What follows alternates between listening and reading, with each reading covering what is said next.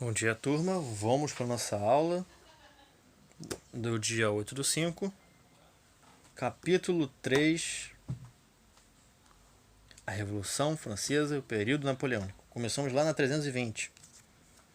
Aqui na nossa capa a gente tem uma aquarela de Claude Cholat, representando o episódio da tomada da Bastilha, em 14 de julho de 1789, que deu início à Revolução Francesa. A tomada da Bastilha foi um momento muito importante, que a gente vai ver por que ele foi tão importante e que iniciou a famosa Revolução Francesa. Aqui é a nossa imagem de capa.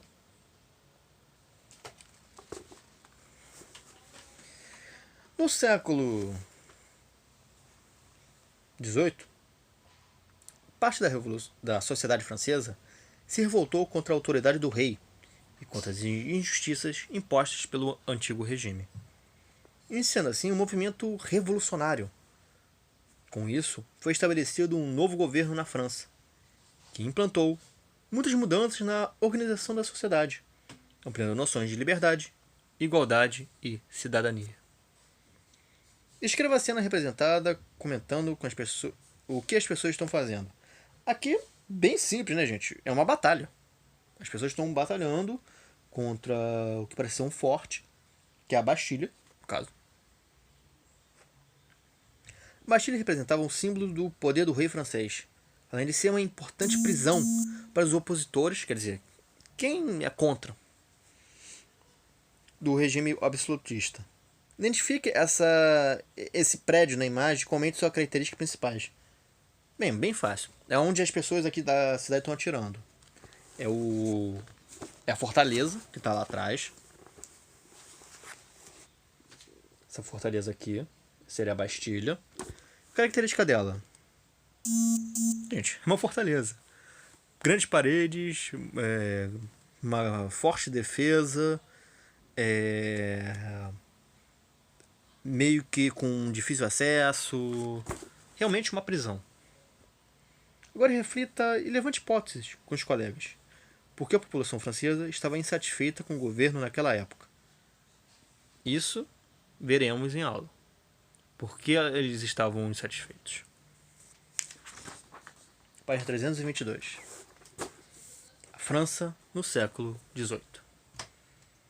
No século XVIII, a sociedade francesa vivia sob o antigo regime, marcado pelos poderes absolutistas do rei, pela política econômica mercantilista e pela divisão da sociedade em diferentes grupos. Observe o quadro e as imagens a seguir, que apresentam informações sobre a sociedade francesa no antigo regime. O quadro é uma aquarela do século XVIII, feita por Louis Carroges Carmontelet, que representa a nobreza da França.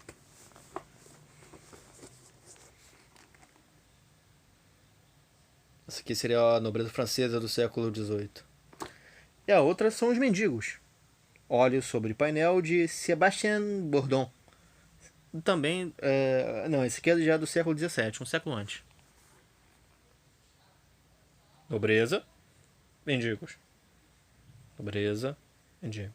Estamos vendo aqui uma diferença social grande. A sociedade francesa, no século XVIII, ela era formada por 3 estados. Eu acho que eu me lembro de ter falado para vocês em uma das nossas primeiras aulas sobre essa divisão em pirâmide da sociedade. Primeiro estado, formado pelos membros da igreja, como bispos e padres, cerca de 0,5% da população francesa. Muito pouco. Esse grupo social tinha muitos privilégios com a isenção de pagamento de impostos ao governo e recolhimento de tributos dos fiéis e um grande controle sobre a cultura da época. Segundo estado, composto pela nobreza, ou seja, pelas famílias proprietárias de terras que ocupavam cargos de importância política e administrativa, cerca de 1,5% dos franceses, a nobreza desfrutava de luxo e muitos privilégios, como isenção de impostos e recebimento de altas pensões, quer dizer, pagamentos, ou o salário, digamos assim, entre aspas, bem aspas, do rei. Terceiro estado, era a maioria da população, 98% dos franceses, incluindo membros da burguesia, do pessoal que tinha dinheiro, comerciantes, trabalhadores urbanos em geral e camponeses. O terceiro estado pagava impostos ao governo e tinha pouco ou nenhum acesso a cargos administrativos e políticos. Quer dizer, a maior parte da população não tinha como ter acesso a cargos administrativos, quer dizer, ajudar na administração do país, e nem políticos, eles não tinham voz direito. O contexto social na sociedade francesa, no século XVIII, era marcante. Enquanto um grupo tinha privilégios políticos e econômicos, primeiro e segundo estado, clero e nobreza, outros enfrentavam situações de extrema pobreza. Bem, o exercício que o livro passa de comparar a imagem e a gente vê as diferenças, está claro. Os mendigos, que fazem parte do terceiro estado, situação horrível, de miséria, enquanto a nobreza tem mais do que eles deveriam ter. 323. O início da Revolução. Nos capítulos anteriores, vimos que o antigo regime estava em crise em algumas regiões da Europa. Na França, a situação não era diferente. Incentivados pelos pensadores iluministas, aqueles que a gente estudou no início, muitos membros do terceiro estado criticavam os privilégios dos religiosos, da nobreza e do rei. Lembrando, o rei ele não entrava nessa grande pirâmide, porque ele estava acima de todos. Ele era o estado em si. Todas as decisões passavam por ele, então ele não entrava muito nessa conta.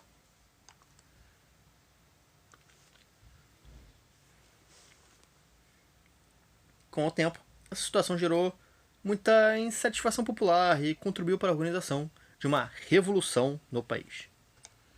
O que é uma revolução? Vamos ver o seu significado.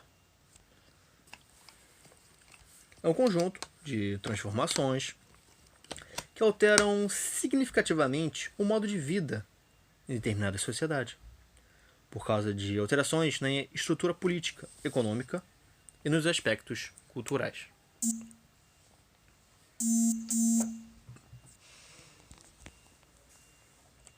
Os altos gastos da nobreza, aliados aos custos dos conflitos militares em que a França se envolveu, um deles, um bem famoso chamado Independência Americana, dos Estados Unidos, criaram uma situação de grave endividamento. A crise econômica fez com que o governo intensificasse a arrecadação de impostos para pagar as dívidas, gerando descontentamento no terceiro estado. Por quê? Eles se envolveram num conflito, gastaram demais no conflito, e eles não tiveram tantos lucros com esse conflito que eles se envolveram. E tem que pagar a dívida. Como faz? O comércio não está dando conta. De onde a gente vai tirar esse dinheiro? Aumenta o imposto. Mas o primeiro estado não paga imposto. É muito pequeno. O segundo estado não paga imposto. Por privilégios. Quem vai pagar esse imposto? O terceiro estado. 98% da população. Os altos... Eu já li isso, gente. Além disso, as colheitas extremamente ruins daquela época fizeram a situação piorar ainda mais, pois com a escassez de produtos, os preços dos alimentos subiram, fazendo muitas pessoas passarem fome, por não terem condições de adquiri-los. Quer dizer, eles têm que pagar mais impostos e não tem comida suficiente para todo mundo. As pessoas vão ficar revoltadas. Para buscar soluções e aprovar medidas para conter a crise, em maio de 1789, o governo francês convocou os 3 estados em uma série de reuniões, intituladas Estados Gerais, para aprovar decretos por meio de votos. Contudo, o modo a que submeteram a votação gerou um grande impasse entre os membros dos 3 estados, pois era feito por estado e não por pessoa. Quer dizer, não era tipo... Eles sabiam, o rei sabia. Se ele deixasse cada pessoa votar, é lógico que o estado mais numeroso, o terceiro, estaria em vantagem. 98% da população, gente. Não tem nem como competir. Então, o que eles faziam? O sistema era o seguinte: cada estado tem um voto. Quer dizer, no máximo são 3 votos que acontecem. E o rei é quem desempata as coisas. Se tiver empate, porque é impossível ter empate. Ó, são 3 estados, gente. Só tem 3 votos. O número ímpar. E como a situação foi chamada para... Os estados gerais foram chamados para resolver essa situação, e para o primeiro e o segundo estado não estava uma situação ruim, só para o terceiro, é lógico que o primeiro e o segundo estado estavam votando juntos. Então, nessa situação, o terceiro estado estava perdendo, mesmo sendo a maioria da população.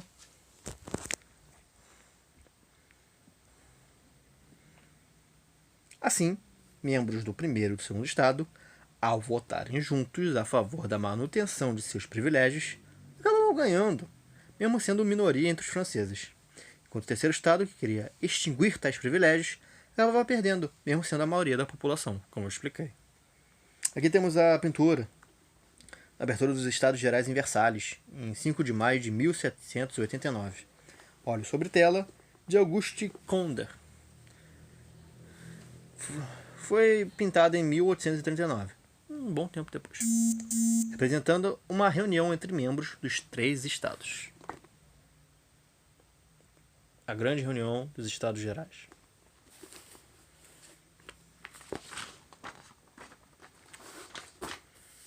Assembleia Nacional. Após dias de impasses e discussões nos Estados Gerais, os membros do terceiro estado continuavam insatisfeitos com o modo como as votações estavam correndo. Assim, para ampliar seus direitos, eles decidiram alterar as leis e criar uma nova constituição para a França. Quer dizer, o terceiro estado viu, não, desse jeito não tem como, as coisas não vão mudar, isso aqui é uma palhaçada. Vamos fazer, nós, que somos a maioria, uma nova constituição para o país, de forma que ela funcione de jeito mais justo, ouvindo a maioria. Para redigir e aprovar o documento, alguns membros do terceiro estado declararam o início de uma Assembleia Nacional em julho de 1789. O rei Luís XVI não aceitou a decisão dos revoltosos, propondo o fechamento da Assembleia e cercando o local com tropas militares. Mas o terceiro estado resistiu às ordens do rei e manteve a Assembleia. Quer dizer, o rei não gostou, falou, não, isso não vai acontecer, eu que mando aqui, fecha isso. E o terceiro estado falou, não, nós vamos continuar com a Assembleia Nacional. Apoiando o movimento, a população francesa também se mobilizou em defesa da Assembleia. Assim, no dia 14 de julho de 1789, um grande número de pessoas se dirigiu ao prédio da Bastilha, uma prisão considerada símbolo da autoridade do rei francês. Armada com canhões e fuzis, a população tomou a Bastilha, saqueando o armamento ali guardado. Pressionado pela insurreição popular, o rei Luís XVI cedeu. Quer dizer, ele... Tudo bem, vocês estão pressionando, tá, eu aceito o que vocês querem. Permitindo que a Assembleia continuasse ocorrendo. A partir da tomada da Bastilha, a população francesa se mobilizou contra a nobreza e seus privilégios. Em muitas regiões ocorreram ataques e levantes populares nas propriedades da nobreza. Ao lado, uma gravura de Jean-François Janinet, que representa mulheres se rebelando em outubro de 1789, na França. Realmente, gente, todo mundo se rebelou, homens e mulheres, sem distinção, contra a nobreza, o clero e o rei, que é a representação das mulheres se rebelando. Durante a Assembleia, diversas decisões foram tomadas na França. Por exemplo, a Igreja passou a ser subordinada ao Estado e teve seus bens confiscados pelo governo. Quer dizer, a Igreja, que no caso era a Igreja Católica, porque era a religião oficial do país, passou a estar abaixo do Estado francês. Os bens da Igreja pertenciam ao Estado. Não quer dizer que as igrejas foram derrubadas, essas coisas. Tipo, o que é dele, agora o que é de vocês é do Estado. Vocês estão alugando esse local. Em 1791 foi finalizada a Constituição Francesa, que instituiu o regime da monarquia constitucional no país e aboliu o absolutismo, como foi na Inglaterra. Não como foi da mesma forma, mas mesma ideia. Uma Assembleia Legislativa foi eleita e tinha como principal função controlar os poderes do rei. Foi aprovada a Declaração dos Direitos do Homem e do Cidadão, que, em outras medidas, instituiu a igualdade de direitos perante a lei. Quer dizer, todo mundo, sem exceção, incluindo o rei, é igual perante a lei. O que isso quer dizer? Uma lei fala é proibido fumar em lugar fechado. Um exemplo bem simples. Ninguém, independente do quanto dinheiro ela tenha, de onde ela nasceu, de que família ela veio, pode desrespeitar essa lei. Se for desrespeitado, pode ser o rei, pode ser um presidente, pode ser um governador, vai responder perante a lei. Gravura de Isidore Helm, representando os deputados em Assembleia Nacional em agosto de 1789, quando foi aprovado o fim dos privilégios feudais na França. Que gravura representando a Assembleia Nacional. E agora a gente vai lá para a página 326 para falar um pouco dos direitos humanos.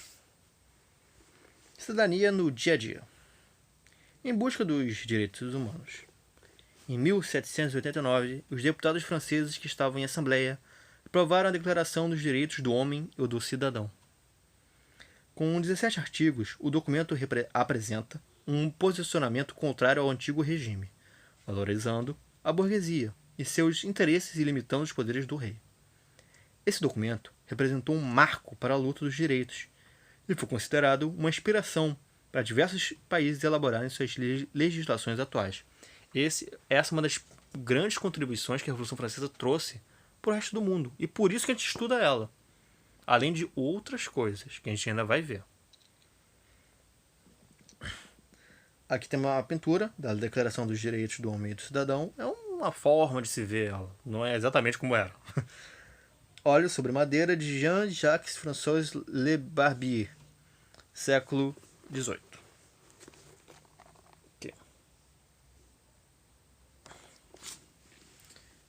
Leia a seguir alguns artigos da Declaração e observe a análise de cada trecho. Os homens nascem e são livres e iguais em direito. O primeiro princípio da Declaração reafirma um dos ideais pregados pelos revolucionários, a igualdade de direitos. O princípio de toda soberania reside essencialmente na nação. Isso quer dizer, o rei perde a soberania sobre o Estado e quem passa a ter a autoridade máxima são os cidadãos. Nenhuma corporação, nenhum indivíduo pode exercer autoridade que aquela não emane expressamente. Quer dizer, que o Estado não esteja acima. Se o Estado não deixar, a pessoa não pode ter esse direito. A liberdade consiste em poder fazer tudo aquilo que não prejudique outrem. A Declaração estabelece o conceito da liberdade. Todos são livres, desde que as outras pessoas não sejam prejudicadas em suas ações. Quer dizer, a pessoa é livre, ela pode fazer o que ela quiser, desde que o que ela faça não prejudique outra pessoa. Que aí cai na lei e ela pode ser julgada. Assim, o exercício dos direitos naturais, os direitos naturais, princípios e liberalismo de John Locke, que a gente viu lá atrás, ficam garantidos na Declaração. De cada homem não tem por limite senão os que asseguram os outros membros da sociedade o gozo dos mesmos direitos, quer dizer, acesso aos mesmos direitos. 5. A lei não proíbe senão as ações prejudiciais à sociedade. Tudo aquilo que não pode ser impedido e ninguém pode ser constrangido a fazer o que ela não ordene. Ou seja, proibições arbitrárias ou determinações que não constem nas leis não são legítimas, segundo a Declaração. Quer dizer, um vizinho seu falou que ninguém pode ser na rua. Por que ninguém pode ser na rua? Ele tem direito a fazer isso? Ele tem poder político para fazer isso? Está na lei que ele pode falar que ninguém pode ser na rua? Se não tá, ele tá errado. Então você pode ser na rua sim. Mas não o caso, gente. Fique em casa. Vou dar um exemplo contrário. Um vizinho falou, todo mundo sai na rua. E ele não tem o direito de obrigar vocês a sair na rua. O seu vizinho não pode obrigar você a sair na rua. Você tem o seu direito de escolha, porque está na lei. E seguir um segundo exemplo, não o primeiro, por favor. Ninguém pode ser inquietado pelas suas opiniões, incluindo opiniões religiosas. Esse artigo assegura um dos princípios iluministas, a liberdade de expressão, até mesmo em relação às crenças religiosas. Quer dizer, você pode ter as suas ideias, você pode expressar suas ideias, você pode falar suas ideias, e ninguém pode te impedir de falar suas ideias. Nem mesmo grupos religiosos podem te impedir de falar suas ideias. Se as suas ideias são boas ou não, cabe ao Estado entender elas como boas ou não. Mas você tem o direito de falar. Mas você falar suas ideias não quer dizer que elas são certas ou erradas. Você só está expressando elas. Um exemplo. As pessoas que ficam falando, a gente tem que sair na rua porque o Covid-19 não dá em nada. Essas pessoas estão expressando a ideia delas. Elas têm o direito de falar isso. Mas elas não estão certas. Porque o governo, com respaldo da ciência, está nos comunicando que não, fiquem em casa. Agora não é hora de ficar saindo na rua. Contando que a manifestação delas não perturbe a ordem pública estabelecida pela lei. Como eu falei, ela está falando a ideia. Ela pode falar a ideia, mas na hora que bate na lei e o que ele fala é contra a lei, ele já está cometendo um erro. Lógico, você pode questionar a lei. Tipo, essa lei está errada. Ela tem que mudar. E eu falo que ela tem que mudar por causa disso. Eu tenho esse direito de falar. Eu não estou respeitando a lei ao falar que ela é errada. É completamente diferente. O documento redigido pelos franceses foi uma das primeiras legislações do mundo a garantir alguns dos princípios considerados parte dos direitos humanos. Você sabe o que são direitos humanos? São garantias inerentes a todas as pessoas. Quer dizer, você nasce com elas. Sem discriminação de qualquer tipo, seja por religião, país, etnia, seja por cor da pele, sexo, etc. Seu propósito é garantir aspectos relacionados à vida digna das pessoas. Ao longo dos anos, os princípios defendidos na Declaração Francesa foram aprimorados e complementados conforme as necessidades de cada sociedade. Assim, em algumas situações ao longo da história, essas ideias foram retomadas. Vamos conhecer outros documentos que procuraram reafirmar princípios dos direitos humanos. A Declaração Universal dos Direitos Humanos, publicada na Organização das Nações Unidas, na ONU, em 1948, buscou universalizar os princípios dos direitos humanos, valorizando os ideais de igualdade e fraternidade entre as populações. Quer dizer, a Declaração Universal dos Direitos Humanos foi assinada por líderes de vários países na União das Nações Unidas, para que todos concordem que esses direitos são naturais. Então não importa de que país esteja, de que religião seja, de que etnia seja, esses direitos são das pessoas, são da humanidade. A Declaração Universal do Direito das Crianças foi aprovada pela ONU em 1959, com a função de abordar especificamente fatores inerentes às crianças, garantindo assim sua proteção. O documento também as reconhece como pessoas em desenvolvimento.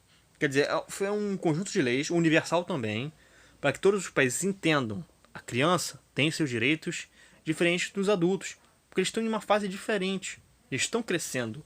E por isso, elas não podem trabalhar, por exemplo. Elas têm que estar na escola. Elas não podem ser submetidas a determinados exercícios ou determinadas situações. A Declaração de Durban foi aprovada em 2001. É recente. Durante a primeira Conferência Mundial contra o Racismo, a discriminação racial, a xenofobia, quer dizer, a xenofobia é o preconceito contra pessoas de outro país, estrangeiros, e as formas conexas de intolerância. Esse documento denuncia problemas raciais de intolerância ao redor do mundo, propondo políticas de igualdade e respeito. A Declaração das Nações Unidas sobre os direitos dos povos indígenas foi aprovada em 2007, a fim de garantir especificamente os direitos das populações indígenas. O documento aborda as características desses povos, reconhecendo sua diversidade e propagando o respeito aos seus respectivos direitos. Quer dizer, a Declaração dos Direitos dos Povos Indígenas. Os povos indígenas, eles têm o direito de viver da forma deles. Eles não podem ser forçados a viver do nosso meio, do nosso tipo de sociedade. Eles têm os seus direitos de preservar suas tradições. Qual desses artigos da Declaração dos Direitos Humanos do Cidadão que evidencia... Qual artigo da Declaração dos Direitos do Homem e do Cidadão que evidencia a oposição ao absolutismo? Qual seria? Isso vai ficar para vocês responderem em sala. Você já conheceu o termo direitos humanos? O que ele significa para você? Também, isso tudo a gente vai fazer em sala. Juntem-se em grupos para pesquisar a Constituição Brasileira de 1988. Verifiquem se esse documento apresenta algum princípio relacionado aos direitos humanos. E é o que ele foi elencado pela Declaração dos Direitos do Homem e do Cidadão em 1789. Anotem no caderno o que vocês descobrirem e compartilhem com os colegas. Então, essa parte aqui, a letra C, a gente vai fazer como um trabalho em grupo, vai ser entregue na próxima semana. A gente vai organizar direito isso em aula, não se preocupe. E com isso a gente chega no fim da nossa aula. Para casa, o que vai ser? Vai ser esse trabalho em grupo e vai ser a página 325. Eu vou passar para vocês algumas anotações lá no nosso grupo e também anotar esses trabalhos para vocês. Não se preocupem, eu vou explicar direitinho. Com isso a gente fecha a nossa aula do dia 8. Bom final de semana, turma. Até semana que vem.